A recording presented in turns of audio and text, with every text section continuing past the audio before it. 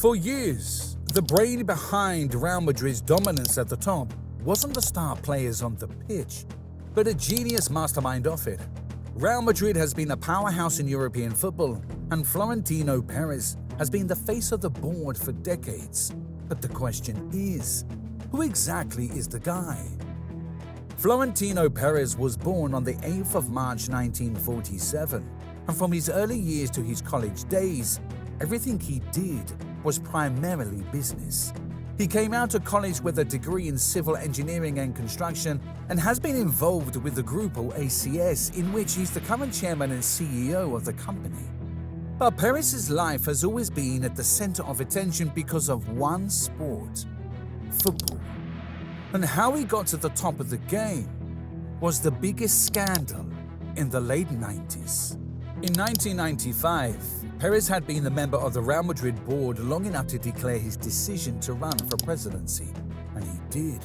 But despite having more votes than anyone else from the members of the board, Perez lost out to Ramon Mendoza.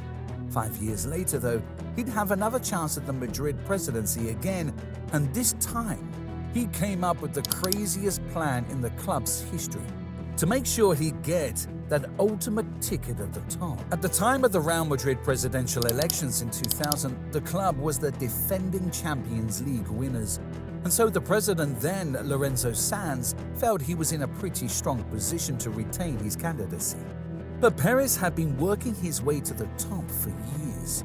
He'd already served in the Madrid City Council before and served in the Democratic Reformist Party as Secretary General in 1986.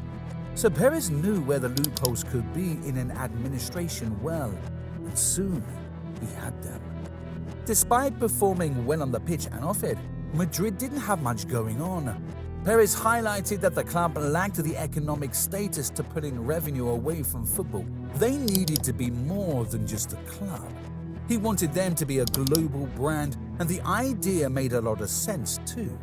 But Perez knew by doing this alone, there's no way he'd be able to knock Lorenzo Sanz off his seat, and his second plan, it'll blow your mind. He promised the Madrid board that if he was elected as president, he'd get the biggest player from their arch-rivals to come and play for them, Luis Figo.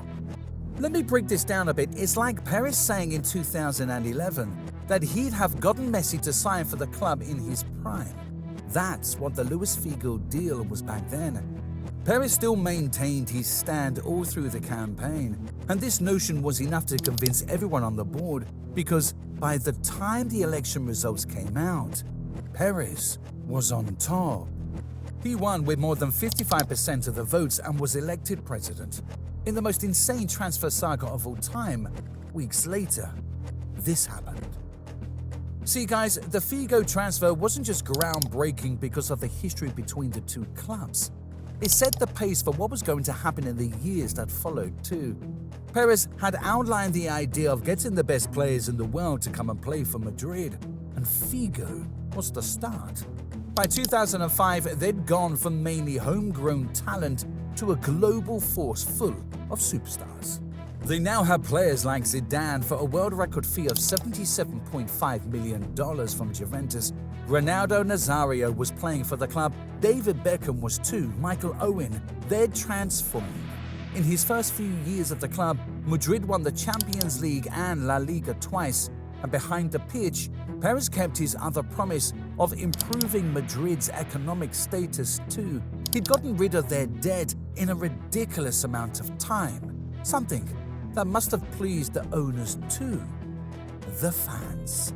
Real Madrid is a unique club, and that's because at the top, Perez is the face that controls operations, but the real owners of the club are these guys.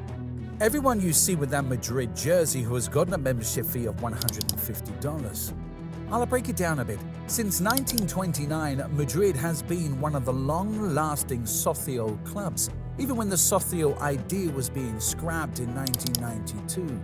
Madrid managed to survive because they could prove that they'd been sustainable and making a profit for the last 5 years. To become a member of the club, the only thing one has to do is pay their membership fee. And if you've been a member for over 50 years, the membership fee gets waived. The socios run the club, And how they do that is by coming together to elect a 2,000-member committee that would represent them and their decisions. This member committee has the power to approve the club's budget, authorize loans, and above all, sanction the president if they need to. But I doubt that will be happening anytime soon, especially after Perez has been steadily delivering success on the biggest stage in club football. Real Madrid and the Champions League go way back. They've got history together. In recent times, they've been the undisputed kings of the competition. They've won it more times since the turn of the century than anyone else. And a huge reason that's the case is because of Perez again. After winning it in 2002, that iconic Zidane performance. After this though, it all just went downhill for Madrid. From 2005 to 2010, they couldn't even make it past the round of 16. Sounds hard to believe, but it is true. And it's also because at the top, Perez was gone.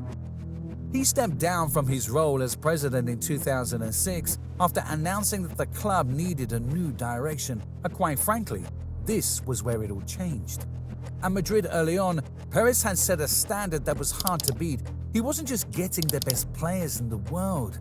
He was getting players who had also hit that like and subscribe button to footballers too, and it worked. After leaving in 2006, the club couldn't meet up with that standard.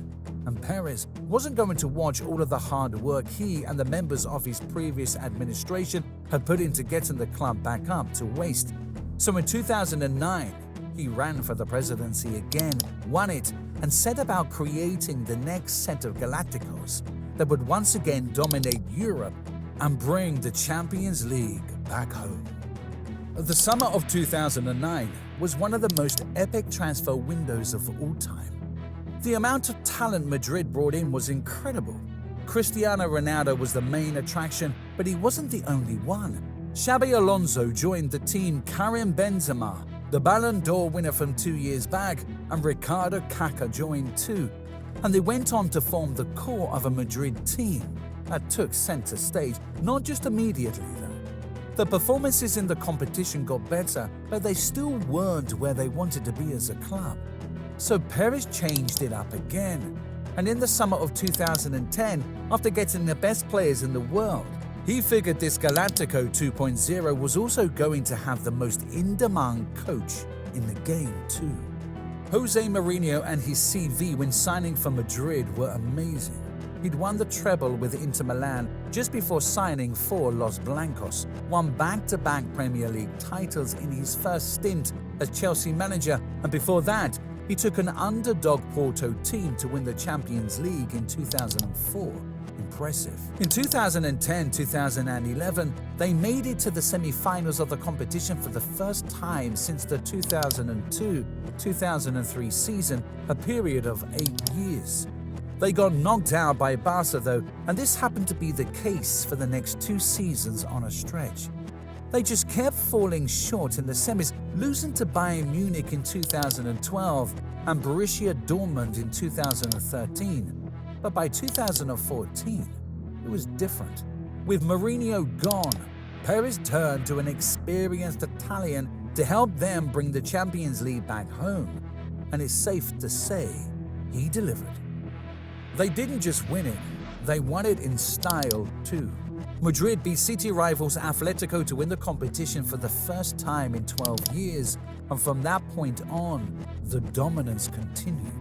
2 years later, they won it again in 2016, beating the same opponents in the final in Milan. But this one wasn't enough, so they set out to create their history in the competition. At the end of the 2017-2018 season, Madrid had established itself as the greatest team in the competition's history. Before then, no one had ever won the Champions League back-to-back. Madrid? They won it 3 times consecutively. 2018 seemed to signal the end of an era for Los Blancos. Star player Ronaldo left, and so did the three-peat coach Zidane too. And in the season that followed, they had one of the worst in the club's history, failing to win a single trophy. But Perez didn't flinch under the pressure, and neither did the members of the board too.